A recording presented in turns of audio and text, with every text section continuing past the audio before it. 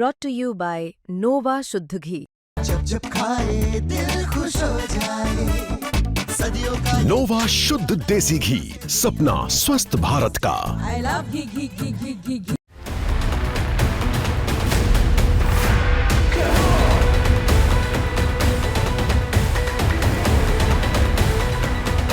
फूल वहीं खिलते हैं जहां मिट्टी में भरोसा हो, और अब अफगानिस्तान की मिट्टी में भारत का भरोसा फिर से खिलने जा रहा। जी हां, तालिबान सरकार ने खुद भारत के हिंदू रिसर्च सेंटर को हरी झंडी दे दी है।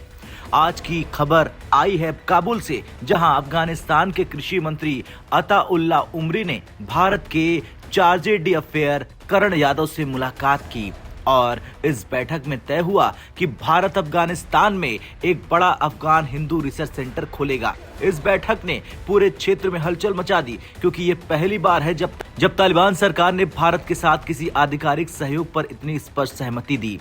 अफगानिस्तान के कृषि, सिंचाई और पशुपालन मंत्री अता-उल्ला उमरी ने भारत के प्रतिनिधि करण यादव से मुलाकात में लंबी चर्चा की। दोनों के बीच कृषि, सिंचाई, पशुपालन, कृषि उत्पादों के निर्यात और आधुनिक मशीनरी के आयात पर बात हुई। मंत्रालय के बयान के मुताबिक भारत और अफगानिस्तान मिलकर नई कृषि क्रांति लाने की दिशा में आगे बढ़ेंगे। तालिबान शासन के इस बयान से एक बात साफ है कि भारत पर तालिबान को भरोसा है। इस मुलाकात की सबसे बड़ी घोषणा थी, भारत अफगानिस्तान में एक नया रिसर्च सेंटर खोलेगा जिसका नाम होगा अफगान हिंदू रिसर्च सेंटर। ये केंद्र अफगानिस्तान में क्लाइमेट रेजिलिएंट फसलों यानी जलवायु अनुकूल फसलों पर रिसर्च करेगा, ताकि अफगान हिंदुओं को जलवायु परिवर्तन के प्रभाव से निपटने में मदद मिले। रिपोर्ट के मुताबिक इस रिसर्च सेंटर की स्थापना में भारत टेक्नोलॉजी, वैज्ञानिक सहायता और विशेषज्ञ टीम भेजेगा। ये केंद्र भारतीय कृषि वैज्ञानिकों और अफगान विशेषज्ञों के संयुक्त प्रयास से चलेगा। अता-उल्ला उमरी ने कहा कि अफगानिस्तान को भारत के अनुभव से सीखने की जरूरत है।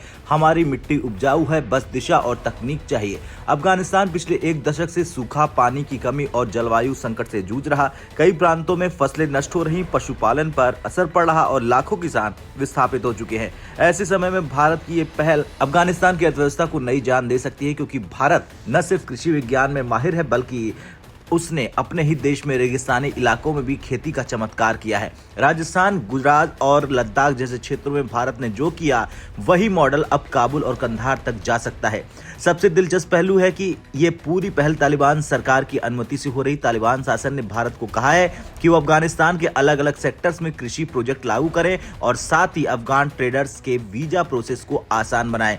यानी तालिबान सिर्फ राजनयिक बातचीत नहीं, बल्कि जमीन पर भारत की मौजूदगी को मंजूरी दे रहा। ये वही तालिबान है जो 2001 में सत्ता में आने के बाद अंतर्राष्ट्रीय समुदाय में अलग थलग पड़ गया था, लेकिन अब वही तालिबान भारत के साथ साझेदारी कर रहा।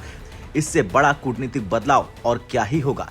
तालिबान के कई नेताओं ने हाल के महीनों में भारत को लेकर सकारात्मक बयान दिए। वे भारत को विश्वसनीय देश और पुराना साझेदार बता चुके हैं।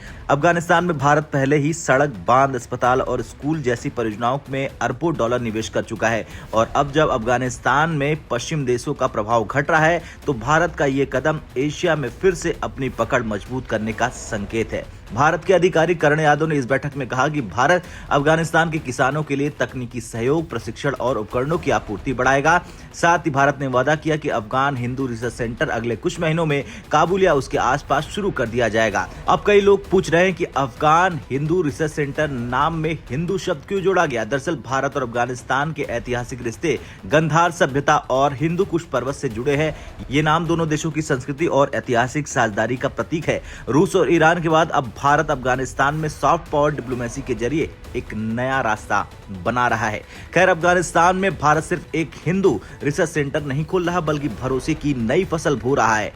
तालिबान की हरी झंडी इस बात का संकेत है कि भारत की साख अब सिर्फ दक्षिण एशिया तक सीमित नहीं है, बल्कि पूरे क्षेत्र में स्थिरता और विकास का प्रतीक बन चुकी है। यानी भारत खिलेगा अफगानिस्तान में, और ये फूल होगा अफगान हिंदू का।